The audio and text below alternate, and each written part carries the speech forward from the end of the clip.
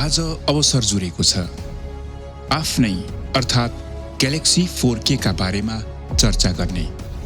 विश्वस्त छौं हेरिदिने हुनेछ। ग्यालेक्सी 4K नियमित प्रसारण भएको आज 1 वर्ष पूरा भएको छ।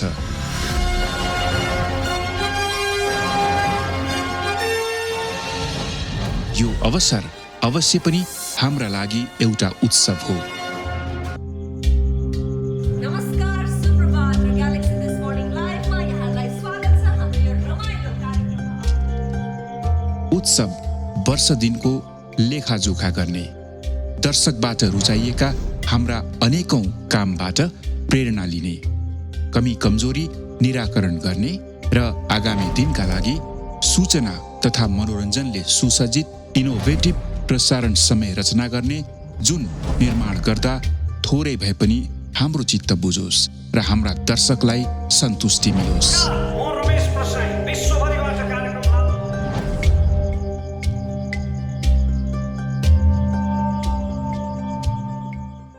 ग्यालेक्सी 4K को आवश्यकता किन? जवाफमा धेरै कथाहरू गाँसिएका छन्। यसलाई संक्षेपमा बयान गर्दा यति भन्न सकिन्छ कि आफैले कुनै बेला दर्शकका रूपमा देशमा उपलब्ध विभिन्न प्रसारणहरू हेर्दा सुन्दा कतिपय अवस्थामा उही कुरा सबैतिर आइरहेको त कतिपय आउनुपर्ने विषयवस्तुमा सञ्चार जगतको नजरै नपरेको वा भनौँ मूलधारका मिडियाहरूको प्राथमिकतामा नपरेको सबैले महसुस गर्दै आएको कुरा हो।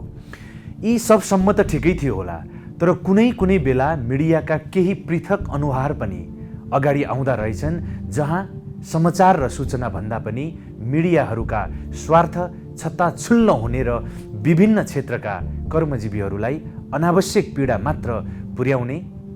त्यति बेला बारम्बार के यस्तै हो त मिडिया भन्ने लागेकै हो र त्यति बेलै लागेको अर्को कुरा हो नेपाली मिडियामा राम्रो गर्न अझै पनि योगदान गर्न सकिन्छ भनेर, जहाँ साँचो अर्थमा प्रसारणका मूल्य, मान्यता र सिद्धान्तमा आधारित पत्रकारिताको अभ्यास होस्, ब्रोडकास्टमा उपलब्ध प्रविधिका असीमित सम्भावनाहरू एक्सप्लोर गर्दै सूचनामूलक र मनोरञ्जनात्मक कार्यक्रम निर्माण होस् भनेर। वास्तवमा त्यसैको प्रतिफल हो ग्यालेक्सी 4K। स्थापनाका प्रारम्भिक दिनहरू हाम्रा लागि मात्र नभई संसारकै लागि प्रतिकूल थियो, तर कोभिडको त्यो शून्यतामा पनि कालो बादलमा चाँदीको घेरा हामीले देखेका थियौं। 2078 असोज 15 गते ग्यालेक्सी 4K ले आफ्नो नियमित प्रसारण आरम्भ गर्यो।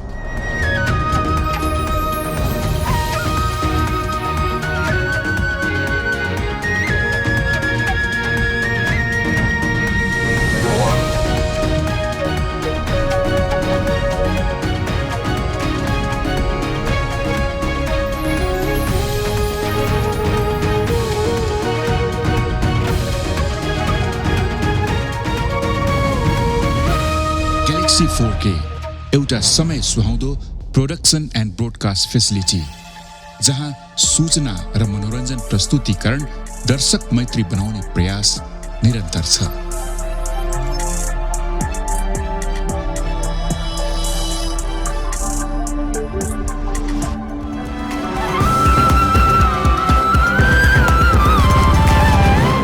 ग्यालेक्सी न्यूज आवर टेलिभिजन समाचारमा एउटा पृथक प्रयास।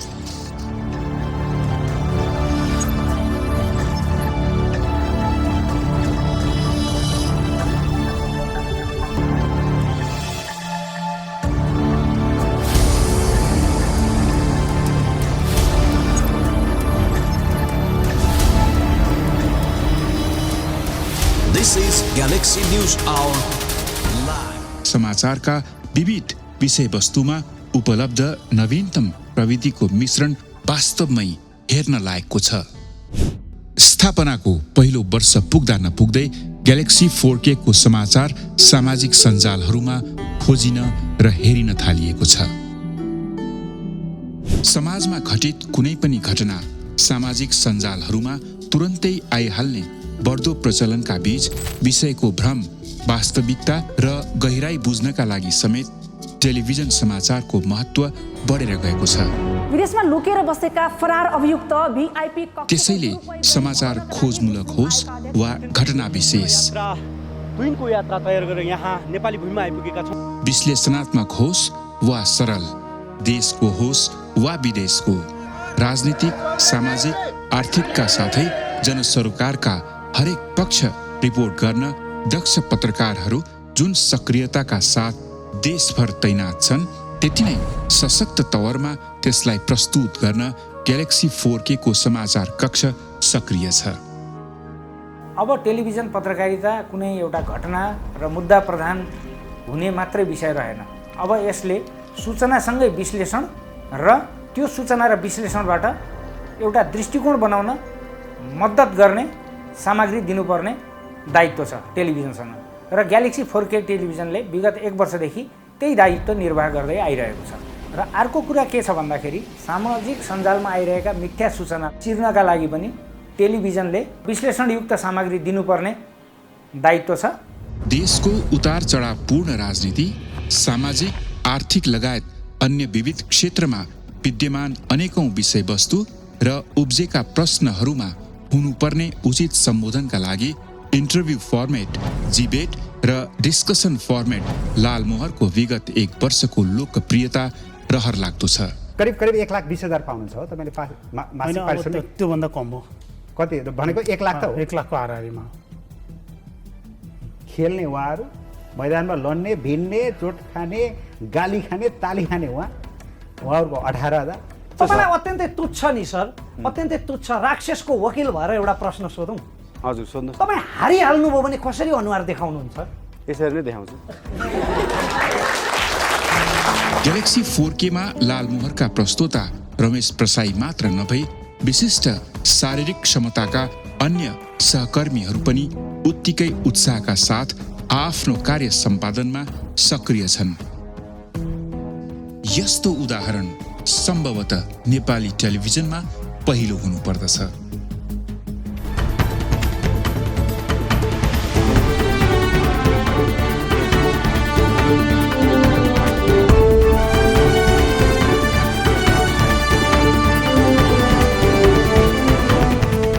लोकप्रियताकै चर्चामा बिर्सन नसकिने अर्को कार्यक्रम न्यूज म्यागजिन सीधा कुरा, ग्यालेक्सी 4K को सिग्नेचर फर्मेट। के देश के विदेश, सीधा कुराको लोकप्रियता नेपाली संसारभर जहाँ छन् त्यहाँसम्म छ। चर्चित प्रस्तोता रवि लामिछानेले आरम्भ गरेको यो उपक्रम आगामी दिनहरूमा पनि थप जिम्मेवारी सहित प्रस्तुत हुँदै जानेछ, किनकि आवाजविहीनहरूका आवाज अनेक छन्।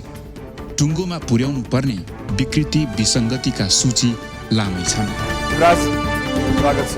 यो जिम्मेवारी आजबाट तपाईको जनताको आवाजलाई अझ बुलन्द रूपमा अगाडि बढाउने र लाखौं लाख दर्शकहरूको विश्वास अनि दुःख पीडामा परेका मानिसहरूको आफ्नो आँसु ल्याउने, आफ्नो दुःख पीडा भुलाउने र आफ्नो समस्या राख्ने र त्यसलाई समाधान गर्ने यो चौतारी आजबाट तपाईको जिम्मा।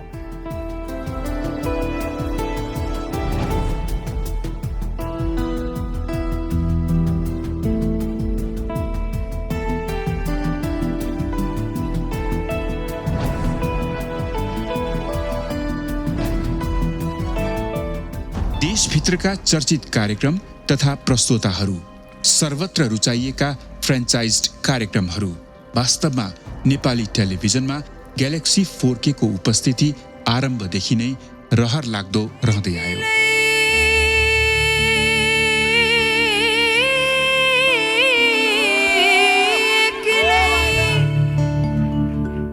आफ्नो स्थापनासँगै ग्यालेक्सी 4K ले फ्रेन्चाइज सारेगमपा लिटिल च्याम्प श्रृङ्खलाको नेपाली संस्करण प्रसारण गरेर सङ्गीत प्रेमी नेपाली दर्शक समक्ष प्रतिभावान बालबालिकाहरूको खुबी प्रस्तुत गरेको छ।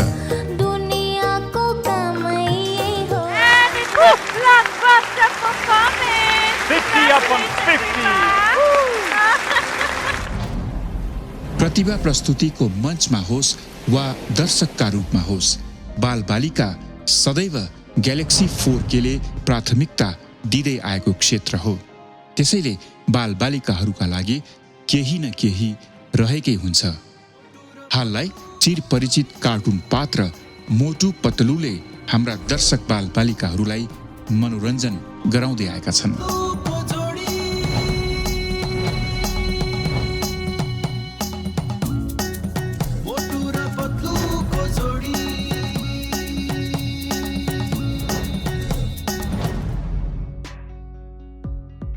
नेपाली टेलिभिजनहरूमा जहाँ अधिकांश बिहानीको समय समाचार र पुनः प्रसारित कार्यक्रमहरूले भरिएको हुन्छ, त्यही ग्यालेक्सी 4K को प्रसारण आरम्भ हुन्छ ग्यालेक्सी दिस मर्निङबाट।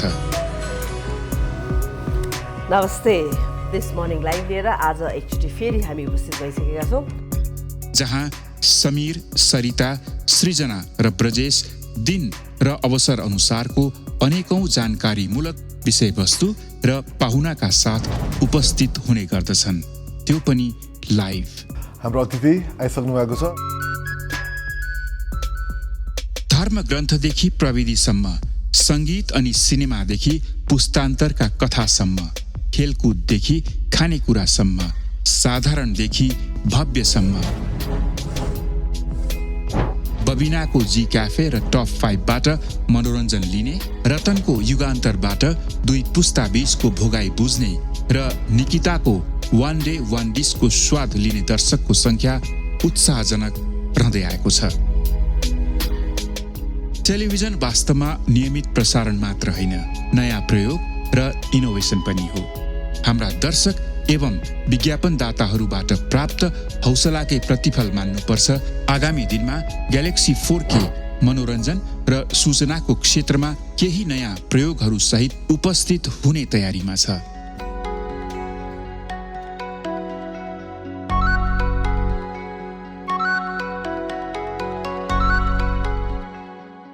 यसै क्रममा नदेखिएको नेपालको विभिन्न पाटो देखाइसकेकी आर्जुको नयाँ प्रयोग र सुजिताको नयाँ प्रस्तुति पनि छिटै प्रसारणमा आउने तयारीमा छन्।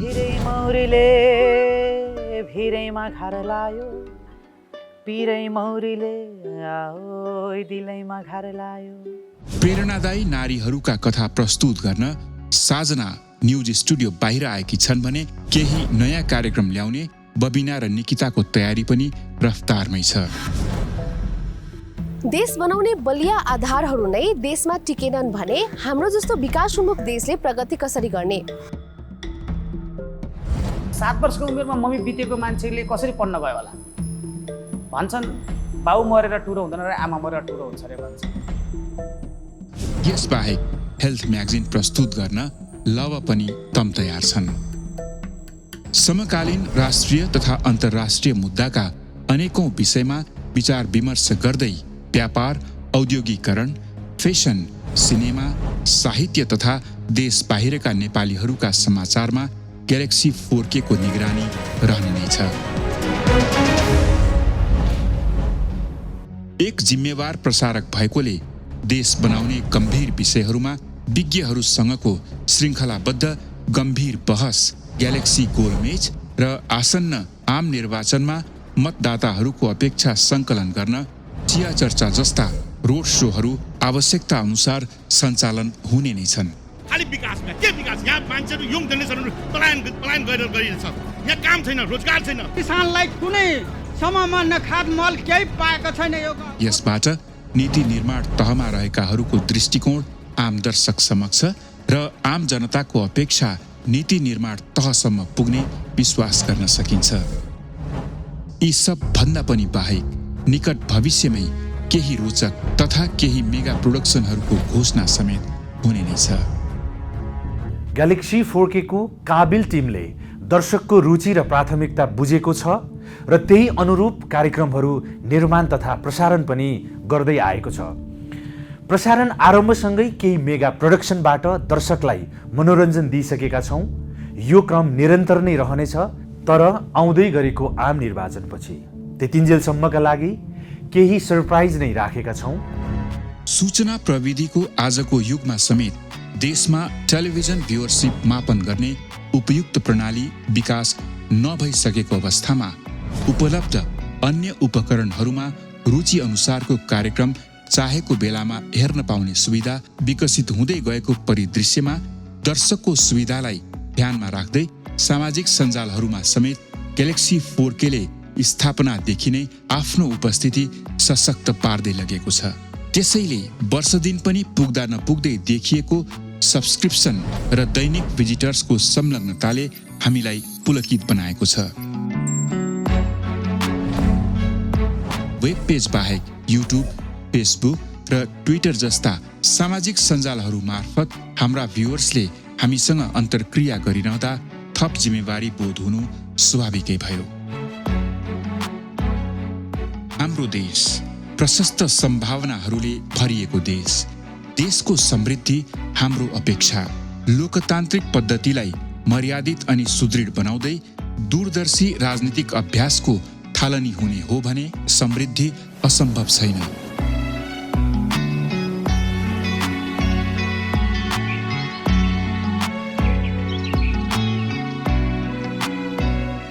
आज पहिलो वार्षिकोत्सव मनाइरहँदा आउँदा दिनहरूमा सुखका, खुसीका, समग्रमा नेपालीको प्रगति अनि समृद्धिका समाचार प्रसारण गर्न पाइयोस् भन्ने अपेक्षाका साथै नवीनतम सोच सहित विभिन्न फर्मेटका नयाँ कार्यक्रमहरू प्रस्तुत गर्दै जाने प्रतिबद्धता पुनः दोहोऱ्याउँदछौँ।